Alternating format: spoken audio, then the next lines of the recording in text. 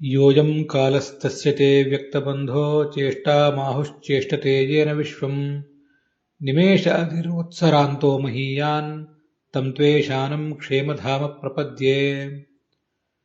ಶ್ರೀಯತ್ರ ರೂಪಿಣ್ಯುರುಗಾಯ ಪಾದಯೋಃ ಕರೋತಿ ಮಾನಂ ಬಹುಧಾ ವಿಭೂತಿಭಿಃ ಪ್ರಿಯಂಕಶ್ರಿತಾಯಾಃ ಕುಸುಮಾಕರಾನುಗೈಃ ವಿಗೀಯಮಾನಾ ಪ್ರಿಯಕರ್ಮಗಾಯತಿ. ದೇಹೇಂದ್ರಿಯಪ್ರಾಣಮನೋಭಿಮಾನೋ ಜೀವೋಂತರಾತ್ಮ ಗುಣಕರ್ಮಮೂರ್ತಿಃ ಸೂತ್ರಂ ಮಹಾನುತ್ಯುರ್ದೇಹಗೀತಃ ಸಂಸಾರ ಆಧಾವತಿ ಕಾಲತಂತ್ರಃ.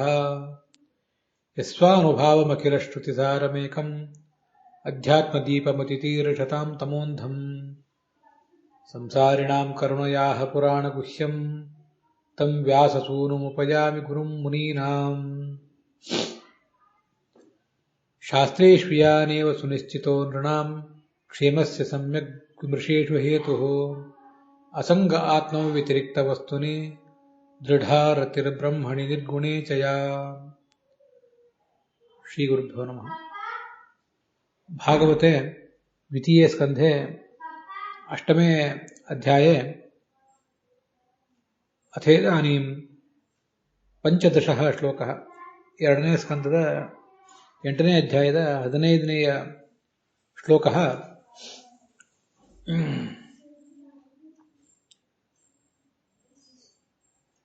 ಸನ್ನಿರೂಪ್ಯತೆ. ಅತ್ರ ಕುರುರಾಜಃ ಪರೀಕ್ಷಿತ್ ಶುಕಂ ವ್ಯಾಸಪುತ್ರಂ ಭಾಗವತಂ ಮೇ ಬ್ರೂಹಿ ಇತಿ ವ್ಯಜಿಜ್ಞಪತ್. ಶ್ರುತೇನ ಚ ಭಾಗವತೇನ ಅಹಂ ನಿಸ್ಸಂಗೇನ ಮನಸಾ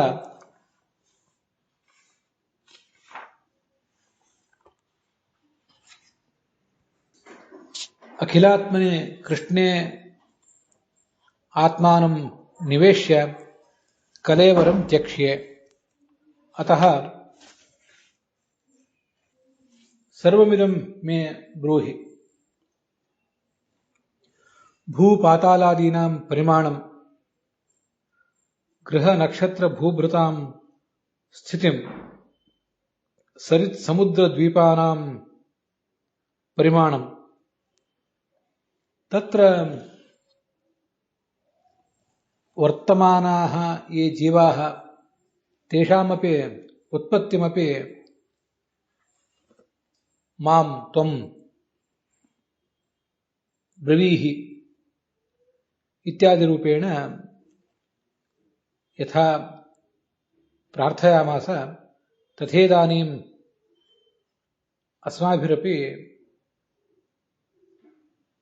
ಸಂಶ್ರೂಯತೆ.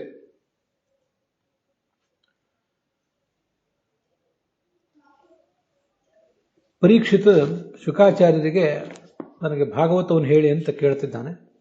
ಭಾಗವತವನ್ನು ಕೇಳಿದರೆ ನಾನು ನಿಸ್ಸಂಗವಾದ ಮನಸ್ಸಿನಿಂದ ನನ್ನ ವ್ಯಕ್ತಿತ್ವವನ್ನು ಕೃಷ್ಣನಿಗೆ ಅರ್ಪಿಸಿಕೊಂಡು ಮುಂದೆ ನಾನು ನನ್ನ ಪ್ರಾಣವನ್ನು ಪರಿತ್ಯಜಿಸ್ತೇನೆ. ಏನೇನು ಹೇಳಬೇಕು ನೀವು ಅಂದರೆ ದೊಡ್ಡದೊಂದು ಜಿಜ್ಞಾಸೆಯ ಪಟ್ಟಿಯೇ ಇದೆ ಅವನ ಎದುರಿಗೆ. ಅದನ್ನೆಲ್ಲ ಈ ಹಿಂದೆ ನಾವು ನೋಡ್ತಾ ಬಂದಿದ್ದೇವೆ. ಭೂಮಿ, ಪಾತಾಳ, ದಿಕ್ಕು, ಆಕಾಶ, ಗ್ರಹ, ನಕ್ಷತ್ರ, ಪರ್ವತ, ನದಿ, ಸಮುದ್ರ, ದ್ವೀಪಗಳ ಪರಿಮಾಣ, ಅಲ್ಲಿ ವಾಸ ಮಾಡುವಂಥ ಜೀವರ ಉತ್ಪತ್ತಿಯ ಬಗ್ಗೆ ನೀವು ನನಗೆ ವರ್ಣನೆ ಮಾಡಬೇಕು. ಪ್ರಮಾಣಂ ಅಂಡಕೋಶಸ್ಯ, ಈ ಒಂದು ಬ್ರಹ್ಮಾಂಡ ಏನಿದೆ ಅದರ ಉತ್ಪತ್ತಿಯ ಬಗ್ಗೆ ಹೇಳುವುದಲ್ಲದೇನೆ ಅದರ ಪರಿಮಾಣ, ಮತ್ತೆ ಬಾಹ್ಯಾಭ್ಯಂತರ ವಸ್ತುನಃ, ಆ ಬ್ರಹ್ಮಾಂಡದ ಒಳಗೆ ಮತ್ತೆ ಹೊರಗೆ ವ್ಯಾಪಿಸಿಕೊಂಡಿರುವಂಥ ವಸ್ತು ಏನಿದೆ ಅಂದರೆ ಭಗವಂತ, ಅವನ ಬಗ್ಗೆ ನೀವು ನಮಗೆ ಹೇಳಬೇಕು.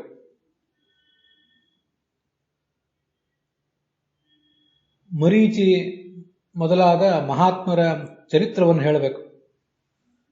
ಸಾಧಕನಾದವನು ತನ್ನ ಸಾಧನೆಯ ದಾರಿಯಲ್ಲಿ ಯಾವ್ಯಾವ ಕಾರ್ಯಗಳನ್ನು ಮಾಡಬೇಕು,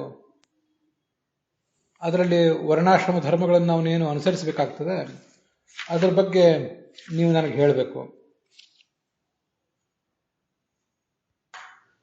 ಅಂತ ಕೇಳ್ತಿದ್ದಾನೆ. ಇಲ್ಲಿ ನಾವು ಬಾಹ್ಯಾಭ್ಯಂತರ ವಸ್ತುನಃ ಅಂತ ಬಂದಿದೆಯಲ್ಲ, ಒಳಗೆ ಹೊರಗೆ ಇರುವಂಥ ವಸ್ತು, ಬ್ರಹ್ಮಾಂಡದ ಒಳಗೂ ಹೊರಗೂ ಸಮಸ್ತ ದೇಶಕಾಲಗಳಲ್ಲಿ ವ್ಯಾಪಿಸಿಕೊಂಡಿರುವಂಥ ವಸ್ತು ಅಂತ ಬಂದಿದೆ. ವಸ್ತು ಅಂದ್ರೆ ಆ ಭಗವಂತ. ಅವನನ್ನ ವಸ್ತು ಅನ್ನುವುದನ್ನ ನಾವು ಭಾಗವತದ ಮೊದಲನೇ ಶ್ಲೋಕದಲ್ಲಿ ನೋಡಿದ್ದೀವಿ. ವೇದ್ಯಂ ವಾಸ್ತವ ಮಾತ್ರ ವಸ್ತು ಶಿವದಂ ತಾಪತ್ರಯೋನ್ಮೂಲನಂ ಅಂತ ಮೊದಲಿಗೆ ನಾವು ಅದನ್ನು ನೋಡಿದ್ದೇವೆ. ಎರಡನೇ ಶ್ಲೋಕದಲ್ಲಿ ನೋಡಿದ್ದೀವಿ. ಅಲ್ಲಿ ಆಚಾರ್ಯರು ವಸನಾತ್ ವಾಸನಾದ್ ವಸ್ತು ನಿತ್ಯಾಪ್ರತಿಹತಂ ಯತಃ ವಾಸೇನೀದಂ ಯತಸ್ತುನ್ನಂ ಅತಸ್ತದ್ ಬ್ರಹ್ಮ ಶಬ್ದ್ಯತೆ ಅಂತ ಒಂದು ಸ್ಕಂದ ಪುರಾಣದ ಶ್ಲೋಕವನ್ನು ಆಚಾರ್ಯರು ಉದ್ಧರಿಸಿದ್ದಾರೆ. ಅವನಿಗೆ ವಸ್ತು ಅಂತ ಯಾಕೆ ಹೇಳ್ತಾರೆ ಅಂದರೆ, ಜಗತ್ತಿನಲ್ಲಿ ವಾಸ ಮಾಡಿಕೊಂಡಿದ್ದಾನೆ, ಜಗತ್ತು ತನ್ನೊಳಗೆ ಇರುವಂತೆ ಜಗತ್ತಿಗೊಂದು ನೆಲೆ ಕೊಟ್ಟಿದ್ದಾನೆ.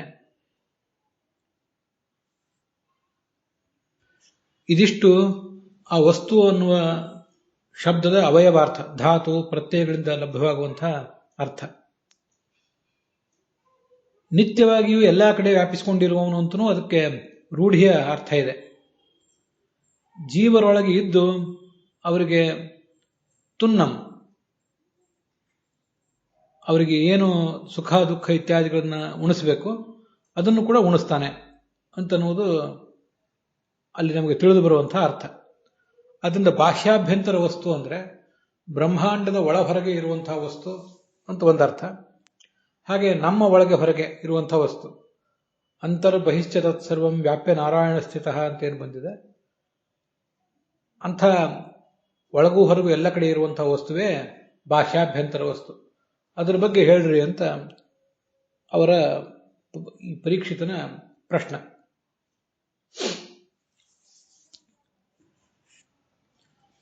ಅವತಾರಾನುಚರಿತಂ, ಆ ಭಗವಂತನ ದಿವ್ಯವಾದ ಆಶ್ಚರ್ಯಕರವಾದಂತಹ ಅವತಾರಗಳು, ಯುಗಗಳು, ಅವುಗಳ ಪರಿಮಾಣ ಇತ್ಯಾದಿಗಳ ಬಗ್ಗೆ ನೀವು ನನಗೆ ಹೇಳಬೇಕು. ಯುಗಾನಿ ಯುಗಮಾನಂಚ ಧರ್ಮೋ ಎಷ್ಟೇ ಯುಗೇ ಯುಗೆ, ಪ್ರತಿಯೊಂದು ಯುಗದಲ್ಲಿ ಏನು ಧರ್ಮಾಚರಣೆ ಇರ್ತದೆ ಅದನ್ನ ನೀವು ನನಗೆ ಹೇಳಬೇಕು. ಮತ್ತೆ ನೃಣಾಂ ಸಾಧಾರಣೋ ಧರ್ಮ, ನೀವು ನನಗೆ ಅನೇಕ ಥರದ ಧರ್ಮಗಳ ಬಗ್ಗೆ ಬೋಧನೆ ಮಾಡಬೇಕು. ಸವಿಶೇಷ ಯಾದೃಶಃ, ಜಗತ್ತಿನಲ್ಲಿ ಎಲ್ಲ ವರ್ಣಗಳು ಎಲ್ಲ ಆಶ್ರಮಗಳಿಗೂ ಅನ್ವಿತ ಆಗುವಂತಹ ಒಂದು ಸಾಧಾರಣವಾದ ಧರ್ಮ ಅಂತ ಇರ್ತದೆ. ಮತ್ತೆ ಕೆಲವರು ಮಾತ್ರ ಆಚರಿಸಬೇಕಾದಂತಹ ವಿಶೇಷ ಧರ್ಮಗಳು ಇರ್ತವೆ. ಅದರ ಕುರಿತು ನೀವು ನನಗೆ ಹೇಳಬೇಕು. ಇದನ್ನೆಲ್ಲ ಸ್ವಯಂ ವೇದವ್ಯಾಸರು ಭಾಗವತದಲ್ಲಿ ಹೇಳೇ ಇದ್ದಾರೆ. ನೀವು ಅವರ ಪುತ್ರರಾಗಿ ಅದನ್ನೆಲ್ಲ ಕೇಳಿದ್ದೀರಿ, ನನಗೆ ನೀವು ಅದನ್ನು ಹೇಳಬೇಕು ಅಂತ ಪರೀಕ್ಷಿತನ ಪ್ರಶ್ನದ ತಾತ್ಪರ್ಯ.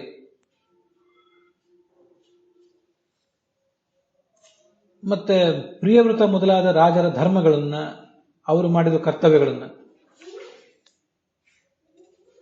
ನೀವು ನನಗೆ ಹೇಳಬೇಕು. ಕೆಲವರು ಗೃಹಸ್ಥರಾಗಿ ಸಾಧನೆ ಮಾಡಬೇಕಾಗ್ತದೆ, ಇನ್ನು ಕೆಲವರು ಬ್ರಹ್ಮಚಾರಿಗಳಾಗಿ ಸಾಧನೆ ಮಾಡಬೇಕಾಗ್ತದೆ. ಅದಕ್ಕಾಗಿ ಧರ್ಮಕೃತ್ಸೇಷು ಜೀವತಾಂ, ಆಪತ್ಕಾಲದಲ್ಲಿ ಬದುಕುವಂಥವರು ಜೀವನದಲ್ಲಿ ಕ್ಲೇಶಗಳನ್ನು ಅನುಭವಿಸಿ ಆ ಸಂದರ್ಭದಲ್ಲಿ ಅದಕ್ಕೆ ಹೇಗೆ ಸ್ಪಂದಿಸಿರ್ತಾರೆ ಅನ್ನೋದನ್ನೆಲ್ಲ ನೀವು ನನಗೆ ಹೇಳಬೇಕು. ಅಂಗರಕ್ಷಕರ ಕರ್ತವ್ಯಗಳನ್ನು ವರ್ಣನೆ ಮಾಡಬೇಕು. ಶ್ರೇಣೀನಾಂ ರಾಜರ್ಷೀಣಾಂ ಚ ಧರ್ಮ ಕೃತ್ಸೇಷು ಜೀವತಾಂ ಅಂತಲ್ಲಿ ಅದರ ತಾತ್ಪರ್ಯ.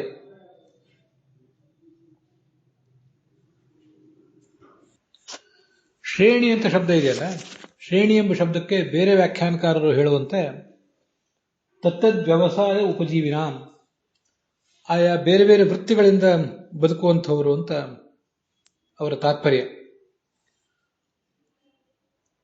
ಅವರ ಕುರಿತಾಗಿ ನೀವು ನನಗೆ ವರ್ಣನೆ ಮಾಡಿರಿ ಅಂತ ಪರೀಕ್ಷಿತನ ಪ್ರಶ್ನವನ್ನು ಅವರು ವ್ಯಾಖ್ಯಾನ ಮಾಡಿದ್ದಾರೆ. ಆಚಾರ್ಯರು ಶ್ರೇಣಿನಾಂ ಅಂದ್ರೆ ಅಂಗರಕ್ಷಕಾಣಾಂ, ಅಂಗರಕ್ಷಕರ ಕರ್ತವ್ಯಗಳನ್ನು ವರ್ಣನೆ ಮಾಡ್ರಿ ಅಂತ ಹೇಳಿದ್ದನ್ನ ನಾವಿಲ್ಲಿ ನೋಡ್ತೀವಿ. ಅದು ಯುದ್ಧೇಶು ಉಚ್ಯತೆ. ಯುದ್ಧದ ಪ್ರಸಂಗಗಳಲ್ಲಿ ಅಂಗರಕ್ಷಕರ ಕರ್ತವ್ಯಗಳನ್ನ ವರ್ಣನೆ ಮಾಡ್ತಾರೆ. ಮುಂದೆ ಅದೆಲ್ಲ ಕೆಲವು ಅಲ್ಲಲ್ಲಿ ಸಂಗತಿಗಳು ಬರೋವಿವೆ.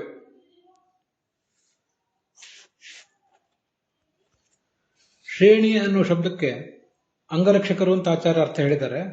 ಅದನ್ನು ಯಾದವೇಂದ್ರ ತೀರ್ಥರ ವ್ಯಾಖ್ಯಾನದಲ್ಲಿ ಅಂಗರಕ್ಷಕಾಣಾಂ ಧರ್ಮ ಕಹ, ಯುದ್ಧೇ ಪ್ರವರ್ತನೀಯ ಧರ್ಮ ಕಹ, ಯುದ್ಧದಲ್ಲಿ ಆ ಅಂಗರಕ್ಷಕರು ಮಾಡಬೇಕಾದ ಧರ್ಮ ಏನು ಅದನ್ನ ಹೇಳ್ರಿ ಅಂತ ಕೇಳಿದ್ದಾರೆ. ಇದು ಯಾದವೇಂದ್ರ ತೀರ್ಥರ ವ್ಯಾಖ್ಯಾನ.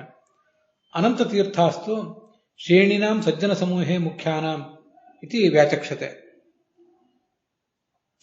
ಶ್ರೇಣಿಗಳು ಅಂದ್ರೆ ಸಜ್ಜನ ಸಮೂಹದಲ್ಲಿ ಮುಖ್ಯರಾದವರು, ಸಾಮ್ರಾಜ್ಯಕ್ಕೆ ತುಂಬಾ ಆಪ್ತರಾದವರು, ರಾಜನಿಗೂ ಆಪ್ತರಾದವರು, ಸಾಮ್ರಾಜ್ಯದ ಹಿತೈಷಿಗಳು, ಅವರ ಧರ್ಮಗಳನ್ನು ಹೇಳ್ರಿ ಅಂತ ಕೇಳಿದಂತೆ ಆಗ್ತದೆ. ರಾಜರ್ಷಿಗಳು ಅಂತ ಬಂದಿದೆ. ಇಷ್ಟೆಲ್ಲ ಬಂದ ಮೇಲೆ ರಾಜರ್ಷಿಗಳು ಅವ್ರಿಗಿಂತ ಮುಂಚೆ ಬರಬೇಕಾದದ್ದು ಈ ರಾಜನಿಗೆ ಸಹಾಯಕರಾಗಿ ಮಂತ್ರಿಗಳು ಮೊದಲಾದವರು ಯಾರಿರ್ತಾರೆ ಅವರ ಧರ್ಮಗಳನ್ನು ಹೇಳ್ರಿ ಅಂತ ಹೀಗೆ ಕೇಳಬಹುದಿತ್ತು ಪರೀಕ್ಷಿತ. ಅಂಗರಕ್ಷಕರ ಕುರಿತಾಗಿಯೇ ಯಾಕೆ ಕೇಳಿದ, ಮತ್ತದು ಮುಂದೆ ಎಲ್ಲಿ ಬರ್ತದೆ ಅಂತ ಅನ್ನೋದನ್ನ ವ್ಯಾಖ್ಯಾನಕಾರರು ಕೂಡ ಯಾರೂ ಹೇಳಲಿಲ್ಲ. ಅಂಗರಕ್ಷಕರ ಕರ್ತವ್ಯಗಳ ವರ್ಣನೆ ಈಗಿನ ಭಾಗವತದಲ್ಲಿ ಎಲ್ಲಿಯಾದರೂ ನಾವು ನೋಡ್ತಾ ಇರುವ ಪಾಠದಲ್ಲಿ ಎಲ್ಲಿಯಾದರೂ ಲುಪ್ತ ಆಗಿ ಹೋಗಿದೆಯೇನೋ ಅಂತ ಒಂದು ಸಂಶಯ ಬರ್ತದೆ ಇದನ್ನೆಲ್ಲ ನೋಡಿದ್ರೆ. ನನಗೆ ಆ ಶ್ಲೋಕ ಗಮನಿಸಿದ್ರೆ ಎಲ್ಲ ಜನರಿಗೆ ಅನ್ವಯಿತವಾಗುವಂತಹ ಸಾಧಾರಣ ಧರ್ಮ, ಅವರವರಿಗೆ ಅನುಸರಿಸುವಂತಹ ಒಂದು ವಿಶೇಷ ಧರ್ಮ, ರಾಜರ ಧರ್ಮ, ಮಂತ್ರಿಗಳ ಧರ್ಮ, ರಾಜರ ನಂತರ ಬರುವವರು ಮಂತ್ರಿಗಳು, ರಾಜರಿಗಿಂತ ಒಂದು ಲೆವೆಲ್ ಕೆಳಗಿರುವಂಥವ್ರು ಮಂತ್ರಿಗಳು, ಸೇನಾಪತಿಗಳು ಅಂತ ತಿಳ್ಕೋಬಹುದು. ಅಂಗರಕ್ಷಕರ ಬಗ್ಗೆನೇ ಯಾಕೆ ಹೇಳಿದರು, ಸೈನಿಕರ ಬಗ್ಗೆ ಯಾಕೆ ಹೇಳಲಿಲ್ಲ? ಇದೆಲ್ಲ ತುಂಬಾ ವಿಚಿತ್ರವಾಗಿದೆ. ನನಗೇನು ಅದಕ್ಕೆ ಸಮಾಧಾನ ಸಿಕ್ಕಿಲ್ಲ. ಅದನ್ನು ಮುಂದೆ ನೋಡೋಣ.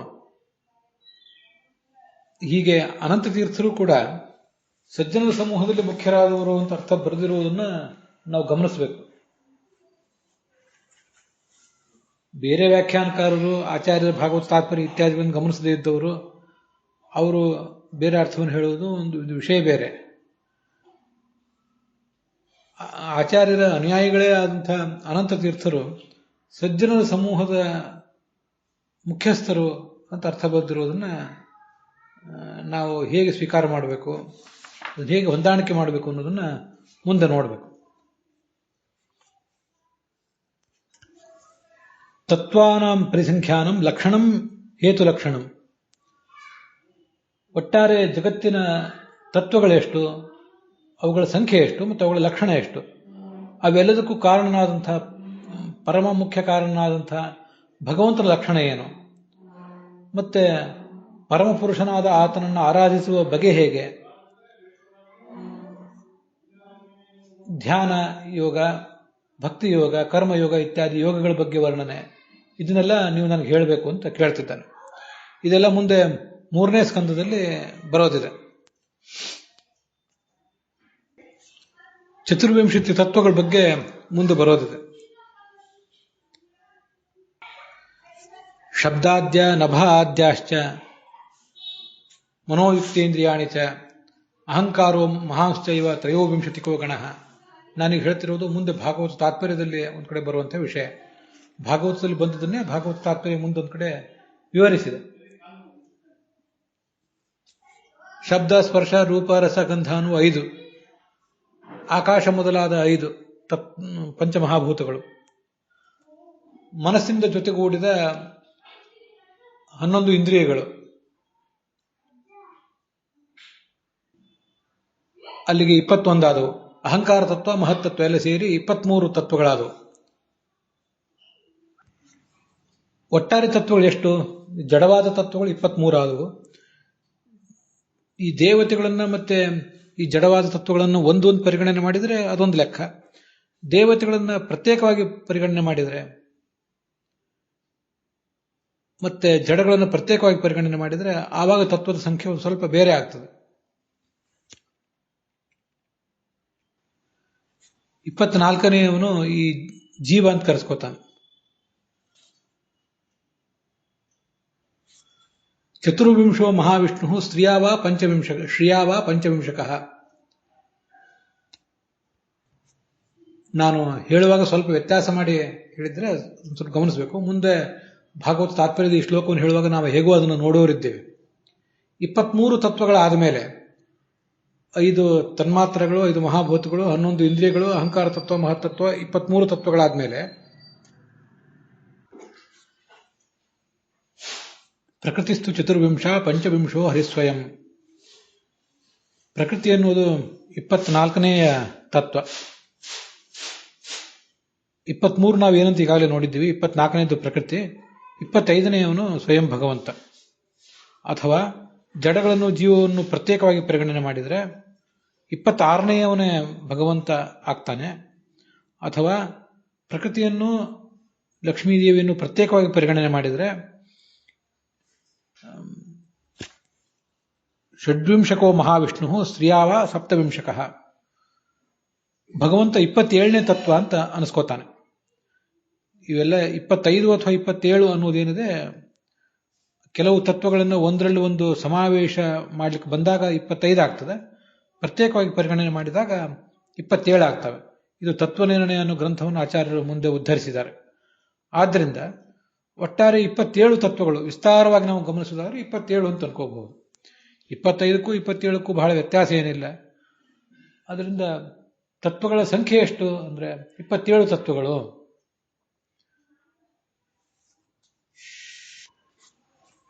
ಮತ್ತು ಅದೆಲ್ಲದಕ್ಕೂ ಕಾರಣನಾದಂತಹ ಪರಮಾತ್ಮನ ಲಕ್ಷಣ ಏನು? ಅವನ ಲಕ್ಷಣವೇ ಜನ್ಮಾದ್ಯಸ್ಯೇತಃ ಓಂ ಅಂತ ಮೊದಲನೇ ಸೂತ್ರದಲ್ಲಿ ಬಂದಿದೆ. ಯಾವ ಪರಮಾತ್ಮನಿಂದ ಜಗತ್ತಿನ ಸೃಷ್ಟಿ, ಉತ್ಪತ್ತಿ, ಪಾಲನೆ ಇತ್ಯಾದಿಗಳಾಗ್ತವೋ, ಉತ್ಪತ್ತಿ ಸ್ಥಿತಿ ಸಂಹಾರಾಹ ನಿಯತಿರ್ ಜ್ಞಾನಮಾವೃತಿ ಬಂಧಮೋಕ್ಷವತಿ ಪುರುಷ ಯಸ್ಮಾತ್ ಹದಿದೇಕರಾಟ್. ಸೃಷ್ಟಿ ಮೊದಲಾದ 8 ಯಾವ ಭಗವಂತನಿಂದ ಆಗ್ತವೋ ಅವನನ್ನ ಇಲ್ಲಿ ಹೇತು ಎಂಬ ಶಬ್ದದಿಂದ ವರ್ಣನೆ ಮಾಡಿದ್ದಾರೆ. ಅವನನ್ನು ಆರಾಧನೆ ಮಾಡುವ ರೀತಿ, ಮುಂದೆ ಅದನ್ನು ಭಕ್ತಿ ಯೋಗ, ಜ್ಞಾನಯೋಗ, ಕರ್ಮಯೋಗ ಅಂತ 3 ರೀತಿಯಾದ ಯೋಗಗಳನ್ನು ಹೇಳ್ತಾರೆ. ಆಧ್ಯಾತ್ಮಿಕಸ್ಯ ಯೋಗಸ್ಯ ಅಂದ್ರೆ ಅಧ್ಯಾತ್ಮ ಅಂದ್ರೆ ಭಗವಂತ, ಆ ಭಗವಂತನ ಕುರಿತಾದ ಯೋಗ, ಅದ್ರ ಬಗ್ಗೆ ನೀವು ನನಗೆ ಹೇಳಬೇಕು ಅಂತ ಕೇಳ್ತಿದ್ದಾನೆ ಪರೀಕ್ಷಿತ.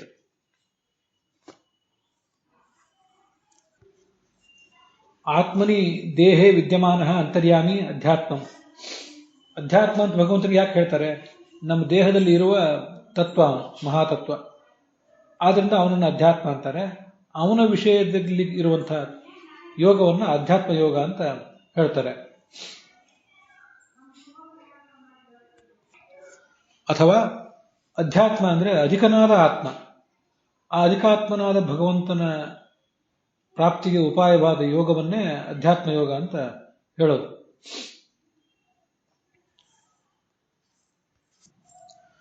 ಮುಂದೆ 20ನೇ ಶ್ಲೋಕದಲ್ಲಿ ಯೋಗೇಶ್ವರೇಶ್ವರ್ಯ ಗತಿಂ ಲಿಂಗಭಂಗಂ ಚ ಯೋಗಿನಾಂ, ಅದನ್ನ ಪರೀಕ್ಷಿತ ಕೇಳ್ತಿದ್ದಾನೆ. ಅಣಿಮಾದಿ ಅಷ್ಟಸಿದ್ಧಿಗಳು ಮತ್ತೆ ಭಕ್ತಿಯೋಗಿಗಳ ಲಿಂಗ ಶರೀರದ ನಾಶ, ವೇದಗಳು, ಅದರ ಉಪವೇದಗಳು, ಮತ್ತೆ ಧರ್ಮಶಾಸ್ತ್ರ, ಇತಿಹಾಸಗಳು, ಇದೆಲ್ಲದರ ಬಗ್ಗೆ ನೀವು ವರ್ಣನೆ ಮಾಡಬೇಕು ಅಂತ. ಯೋಗೇಶ್ವರರು ಅಂತ ದೊಡ್ಡ ಸಾಧಕರು, ಅವರ ಐಶ್ವರ್ಯ ಅಂದ್ರೆ ಅಣಿಮಾದಿ ಅಷ್ಟೈಶ್ವರ್ಯ ಅಂತಾನೆ ಎಲ್ಲ ವ್ಯಾಖ್ಯಾನಕಾರರು ಅದನ್ನು ವ್ಯಾಖ್ಯಾನಿಸಿದ್ದಾರೆ. ಈ ಯೋಗಿಗಳು 2 ಥರ ಇರ್ತಾರೆ. ಹಠಯೋಗ ಮೊದಲಾದವುಗಳನ್ನು ಮಾಡಿ ಶರೀರವನ್ನು ದಂಡಿಸಿ ಆ ಮೂಲಕ ಮುಕ್ತಿಯನ್ನು ಪಡೆಯುವವರೊಬ್ರು. ಆ ಲಿಂಗ ದೇಹವನ್ನು ಭಗ್ನ ಮಾಡಿಕೊಂಡು ಸಾಧನೆ ಮಾಡುವವರು ಒಂದು ಬಗೆಯವರು. ಅದರ ಬಗ್ಗೆ ಈಗಾಗಲೇ ಒಂದ್ ಕಡೆ ಹೇಳಿದೆ, ಆಚಾರ್ಯ ಹೇಳ್ತಾರೆ ಯೋಗತಃ ಲಿಂಗಭಂಗ ಉಕ್ತಃ ಅಂತ ಹೇಳಿ. ಹಿಂದೆ ಇದೇ 2ನೇ ಅಧ್ಯಾಯದ 2ನೇ ಸ್ಕಂದದ 2ನೇ ಅಧ್ಯಾಯದಲ್ಲಿ 16ನೇ ಶ್ಲೋಕದಲ್ಲಿ ಯೋಗದ ಮೂಲಕ ಹೇಗೆ ಸಾಧನೆ ಮಾಡ್ತಾನೆ ಅನ್ನೋದನ್ನು ತೋರಿಸಿದ್ದಾರೆ. ಸ್ಥಿರಂ ಸುಖಂ ಚಾಸನಮಾಸ್ಥಿತೋ ಯತಿ ಯದಾ ಜಿಹಾಸುರಿಮ ಮಂಗಲೋಕಂ. ಅಲ್ಲಿ ಭಾಗವತ ತಾತ್ಪರ್ಯನೂ ಕೂಡ ಇದೆ. ಪ್ರಾಣನನ್ನ ಭಕ್ತಿಯಿಂದ ವಶಕ್ಕೆ ತಂದ್ಕೋಬೇಕು, ಸಾಧನೆ ಮಾಡಬೇಕು ಅಂತ ಎಲ್ಲ ವರ್ಣನೆ ಬಂದಿದೆ. ಇದು ಅಲ್ಲಿ ಹಿಂದೆ ಬಂದಿರುವಂತಹ ವಿಚಾರ. ಇವರು ಕಠಿಣವಾದ ಯೋಗ ಮಾರ್ಗದ ಮೂಲಕ ಸಾಧನೆ ಮಾಡುವವರು. ಅವರು ಹೇಗೆ ತಮ್ಮ ಶರೀರವನ್ನು ಪರಿತ್ಯಾಗ ಮಾಡ್ತಾರೆ ಅಂತ ಮುಂದೆ ಹೇಳಾಗಿದೆ, ಈ ಹಿಂದೆ ಹೇಳಾಗಿದೆ. ಇನ್ನು ಮುಂದೆ ಪಾನೇನತೆ ದೇವಕಥಾ ಸುಧಾಯಾ ಪ್ರವೃದ್ಧ ಭಕ್ತ್ಯ ವಿಷದಾಶಯಾಯೇ ಅಂತ ಮುಂದೆ 3ನೇ ಸ್ಕಂದದಲ್ಲಿ 6ನೇ ಅಧ್ಯಾಯದಲ್ಲಿ ಬರೋದಿದೆ. ಯಾರು ಯೋಗ ಮಾರ್ಗವನ್ನು ಅವಲಂಬಿಸಿ ಶರೀರವನ್ನು ಪರಿತ್ಯಾಗ ಮಾಡ್ತಾರೆ ಅವರಿಗಿಂತ ಶ್ರವಣ ಮರಣಾದಿ ರೂಪವಾದ ಜ್ಞಾನ ಕಾರ್ಯದಲ್ಲಿ ಹೆಚ್ಚು ತಾವು ತೊಡಗಿದವರಿಗೆ ದೊಡ್ಡ ಸಾಧನೆ ಆಗ್ತದೆ, ಅವರಿಗೆ ಸುಖವೂ ಕೂಡ ಹೆಚ್ಚು ಅಂತ ಮುಂದೆ ಬರೋದಿದೆ. ಅಲ್ಲಿ ಭಾಗವತ ತಾತ್ಪರ್ಯವನ್ನು ಕೂಡ ಹೇಳ್ತಾರೆ ಆಚಾರ್ಯ. ಗೀತಾ ತಾತ್ಪರ್ಯದಲ್ಲೂ ಗೀತಾ ಪ್ರಸ್ಥಾನದಲ್ಲೂ ಈ ವಿಷಯ ಬಂದಿದೆ. ಅಂತೂ ಯೋಗದ ಮಾರ್ಗದ ಅವಲಂಬನೆಯಿಂದ ಸುಖ ಕಡಿಮೆ, ಶ್ರಮ ಹೆಚ್ಚು. ಜ್ಞಾನ ಮಾರ್ಗದ ಅವಲಂಬನೆಯಿಂದ ಶ್ರಮ ಕಡಿಮೆ, ಮತ್ತೆ ಮುಕ್ತಿಯಲ್ಲಿ ಸಿಗುವಂಥ ಸುಖವೂ ಹೆಚ್ಚು. ಅಂಥ ಮಾರ್ಗದ ಬಗ್ಗೆ ಮುಂದೆ ಹೇಳುವವರಿದ್ದಾರೆ. ಅದನ್ನು ಇಲ್ಲಿ ಹೇಳ್ರಿ ಅಂತ ಕೇಳಿದ್ದಾನೆ ಈ ಪರೀಕ್ಷಿತ. ವೇದಗಳು ಅಂದರೆ ಋಗಾದಿ ವೇದಗಳು, ಉಪವೇದಗಳು ಅಂದರೆ ಆಯುರ್ವೇದ, ಧನುರ್ವೇದ, ಗಾಂಧರ್ವ ವೇದ ಮತ್ತು ಸ್ಥಾಪತ್ಯ ವೇದ ಅಂದರೆ ಶಿಲ್ಪವೇದ. ಅದರ ಬಗ್ಗೆ ನೀವು ವರ್ಣನೆ ಮಾಡ್ರಿ ಅಂತ ಅವನ ತಾತ್ಪರ್ಯ. ಇತಿಹಾಸ ಅಂದರೆ ಭಾರತ, ಪುರಾಣಗಳು ಅಂದರೆ ಅಷ್ಟಾದಶ ಪುರಾಣಗಳು. ಇವುಗಳೆಲ್ಲದರ ಬಗ್ಗೆಯೂ ನೀವು ವರ್ಣಿಸಬೇಕು ಅಂತ ಅವನ ಪ್ರಾರ್ಥನೆ. ಮುಂದೆ ಸಂಭವ ಸರ್ವಭೂತಾನಾಂ ಅಂತ ಎಲ್ಲ ಜೀವರ ಉತ್ಪತ್ತಿ ಸ್ಥಿತಿ ಸಂಹಾರಗಳು ಅವರವರ ಕರ್ಮಕ್ಕನುಗುಣವಾಗಿ ಅವರು ಪ್ರಾಣಿ ಪಕ್ಷಿ ಮನುಷ್ಯನಾಗಿ ಗರ್ಭದಲ್ಲಿ ವಾಸ ಮಾಡುವುದು. ವಿಕ್ರಮ ಪ್ರತಿಸಂಕ್ರಮ ಇಷ್ಟಾಪೂರ್ತಸ್ಯ ಕಾಮಾನಾಂ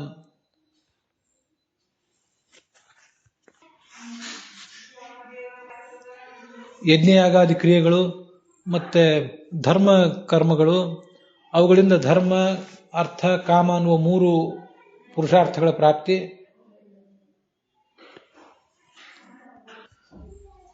ನಾವು ನೋಡ್ತಿರುವ ಅಯೋಧನ ಪುರಾಣಿಕಾಚಾರ್ಯ ಪುಸ್ತಕದಲ್ಲಿ 21 ಮತ್ತು 22ನೇ ಶ್ಲೋಕಗಳ ಪೂರ್ಣ ವರ್ಣನ ಅನುವಾದ ಅಲ್ಲಿ ಕಾಣಿಸೋದಿಲ್ಲ, ಸ್ವಲ್ಪ ವ್ಯತ್ಯಾಸ ಆಗಿರ್ತದೆ. ಅದನ್ನ ನಾವು ನೋಡ್ಕೊಳ್ಬೇಕು. ವಿಕ್ರಮ ಅಂದ್ರೆ ವಿಶಿಷ್ಟವಾದ ಕ್ರಮ ಅಂತ ಅರ್ಥ ಬರೆದಿದ್ದಾರೆ. ಮತ್ತೆ ಪ್ರತಿಸಂಕ್ರಮ ಅಂದ್ರೆ ಸಂಹಾರ.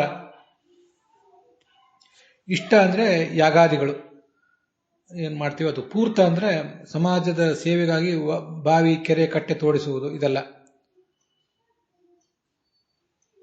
ಕಾಮ್ಯ ಕರ್ಮಗಳು ಅಂದ್ರೆ ಕಾರೀದಿ ಇಷ್ಟಿ ಅಂತ ಕೆಲವು ಯಾಗಗಳು, ಅನೇಕ ಕಾಮ್ಯ ಕರ್ಮಗಳು, ಸ್ವರ್ಗ ಸಿಗಬೇಕು ಅಂತ ಮಾಡುವ ಜ್ಯೋತಿಷ್ಠೋಮ ಮೊದಲಾದ ಕರ್ಮಗಳು. ಇವುಗಳೆಲ್ಲದರ ವರ್ಣನ ಮಾಡ್ರಿ.